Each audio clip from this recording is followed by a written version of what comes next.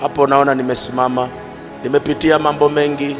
Ningekuwa ni wa kukata tamaa, singeona siku kama hii ya leo, kwa haya ninayoyaona Mungu akifanya katika maisha yangu.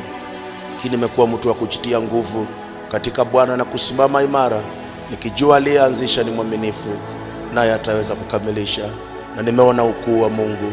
Basi mimi leo nakuja tu kukutakia Mungu aliyenisaidia akasimame na wewe akakusaidie. Si kwamba ninaishi mbali na watu, ninakaa katikati ya watu tu kama wewe. Wanaongea, ninasikia, ninaona, sometimes ninasikia kama imenipiga sana, lakini katika yote nimejua kujikusanya. Mimi sijui kujitawanya, ninajua kujikusanya pamoja kupitia neno la Mungu na kupitia ibada. Wewe usikubali kujitawanya. Leo jifunze kutoka kwa neno la Mungu na kutoka kwa huyu mhubiri, ya kwamba leo uanze kujikusanya. Gather yourself and strengthen yourself in the Lord your God. You are going far. Ningekata tamaa huko nyuma, hata leo hungenisikia na singekutana na wewe nikikusaidia.